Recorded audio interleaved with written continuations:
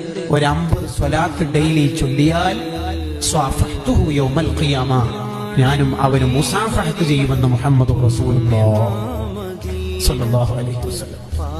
ഇന്ന് മുതൽ 50 സ്വലാത്ത് ഇൻഷാ അല്ലാഹ് ഞാൻ എന്റെ ജീവിതത്തിൽ ചൊല്ലുമെന്ന് തീരുമാനിക്കാൻ നമുക്ക് കഴിയണം. ഒരു 40,000 സ്വലാത്ത് ഇല്ല അഹ്മദുൽ സവാവി തങ്ങളുടെ മുന്നിലേക്ക് നമ്മൾ എങ്ങനെയാ പോവുക? ഡെയിലി 40,000 സ്വലാത്ത്.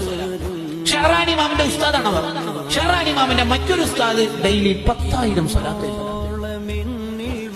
ഓരോ മാസം കഴിയുമ്പോൾ കോടിക്കണക്കിന് സ്വലാത്ത് പൂർത്തിയാക്കുന്ന അയിമ്മത്തെ കിറാം, അവരുടെ മുന്നിലേക്ക് ഒരു 50 സ്വലാത്ത് പോലും ഇല്ലെങ്കിൽ നമ്മൾ എന്തിനാ കൊള്ള മോഹിനികളെ?